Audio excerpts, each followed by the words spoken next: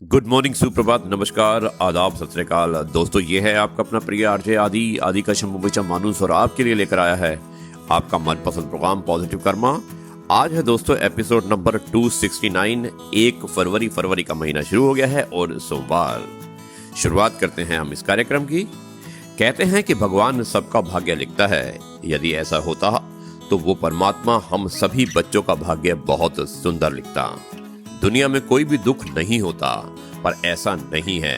वास्तव में ईश्वर ने हम सबको कर्म रूपी एक ऐसी कलम दी है जिसके द्वारा हम जैसा चाहे अपना भाग्य लिख सकते हैं। तो इसलिए दोस्तों कहते हैं कर्मण्यवाधिकारस्ते मा फलेषु कदाचन।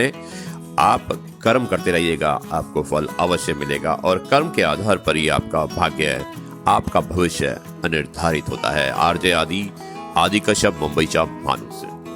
जब नादान थे तो रोज जिंदगी के मजे लेते थे, समझदार हुए तो जिंदगी मजे ले रही है। रिश्ते निभाने के लिए बुद्धि नहीं, दिल की शुद्धि होनी चाहिए। सत्य कहो, स्पष्ट कहो, सम्मुख कहो।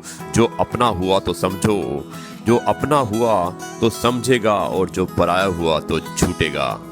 दोस्तों, आरजे आदि कश्यप, मुंबई चा मानुस।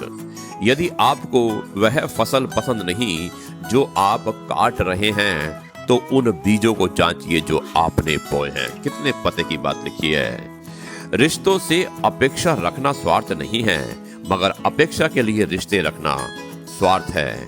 खास हैं वो लोग इस दुनिया में जो वक्त आने पर वक्त दिया करते हैं। इसलिए दोस्तों, वक्त को पहचानिए। शिव लहरी जी हमारे दोस्त हैं, उन्होंने लिखा है वक्त की जिसने आदर किया है, सत्कार किया है, जिसने रिस्पेक्ट की है वक्त की, वक्त ने हमेशा उसका साथ दिया है। आरजे आदि कश्यप, मुंबई चा मानुस।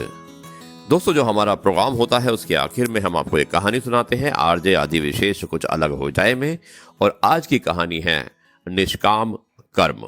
मैं इस कहानी को सुनाता हूं और मुझे उम्मीद है कि ये कहानी आपको जरूर पसंद आएगी। ये कहानी मेरे बहुत ही अच्छे दोस्त हैं जो हमें सुनते भी हैं और जो बुल्गारिया में रहते हैं, सोफिया वहाँ की कैपिटल है। विवेक जी ने मुझे लिख के भेजी है, विवेक वर्मा जी ने एक कहानी भेजी है और मुझे उम्मीद है कि ये कहानी आपको पसंद आएगी। निष्काम कर्म। एक गरीब विधवा के पुत्र ने एक बार अपने राजा को देखा। राजा को देखकर उसने अपनी माँ से पूछा, माँ, क्या कभी मैं राजा से बात कर पाऊंगा? माँ हंसी और चुप रह गई, पर वो लड़का तो निश्चय कर चुका था। उन्हीं दिनों गांव में एक संत आए हुए थे, तो युवक ने उनके चरणों में अपनी इच्छा रखी। संत ने कहा, अमुक स्थान पर राजा का महल बन रहा है, तुम वहां चले जाओ और मजदूरी करो, पर ध्यान रखना वेतन नहीं लेना, अर्थात बदले में कुछ मांगना मत, निष्काम रहना। वो लड़का गया।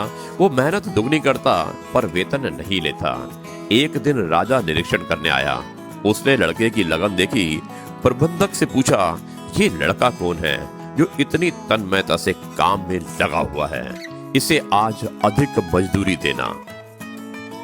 दोस्तों, प्रबंधक ने विनय की, महाराज, इसका अजीब हाल है। यानी कि प्रबंधक ने महाराज से कहा कि महाराज, इसका तो अजीब हाल है। 2 महीने से इसी उत्साह से काम कर रहा है, पर हैरानी यह है कि ये मजदूरी नहीं लेता। कहता है मेरे घर का काम है, घर के काम की क्या मजदूरी लेनी। राजा ने उसे बुलाकर कहा, बेटा, तू मजदूरी क्यों नहीं लेता? बता, तू क्या चाहता है? लड़का राजा के पैरों में गिर पड़ा और बोला, महाराज, आपके दर्शन हो गए, आपकी कृपा दृष्टि मिल गई, मुझे मेरी मजदूरी मिल गई, अब मुझे और कुछ नहीं चाहिए। और राजा उसे मंत्री बनाकर अपने साथ ले गया और कुछ समय बाद अपनी इकलौती पुत्री का विवाह भी उसके साथ कर दिया। राजा का कोई पुत्र नहीं था, तो कालांतर में उसे ही राज्य भी सौंप दिया। भगवान ही राजा है, हम सभी भगवान के मजदूर हैं। भगवान का भजन करना ही मजदूरी करना है। संत ही मंत्री है और भक्ति ही राजपुत्री है। मोक्ष ही वह राज्य है। हम भगवान के भजन के बदले में कुछ भी ना मांगे तो वे भगवान स्वयं दर्शन देकर पहले संत बना देते हैं और अपनी भक्ति प्रदान कर कालांतर में मोक्ष ही दे देते हैं।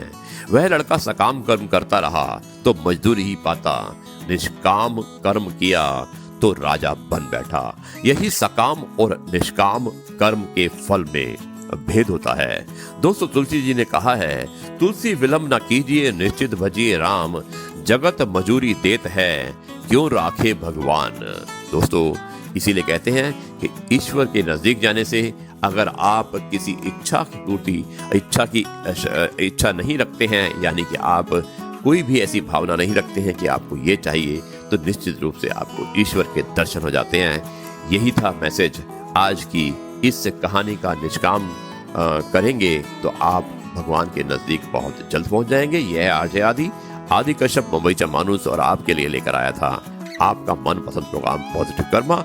अब मैं इस कार्यक्रम का समाप्त करता हूं और समाप्त करने से पहले कहना चाहता हूं कि शुक्रिया अदा करना और माफी मांगना, शुक्रिया अदा करना और माफी मांगना 2 गुण जिस व्यक्ति के पास हैं वो सबके करीब और सबके लिए अजीज होता है। आरजे आदि कश्यप मुंबईचा मानूस और आपके लिए लेकर आया था आपका मनपसंद program positive karma. Episode number था 269, सोमवार का दिन 1 फरवरी। अब मैं इस कार्यक्रम को यहीं पर समाप्त करता हूं।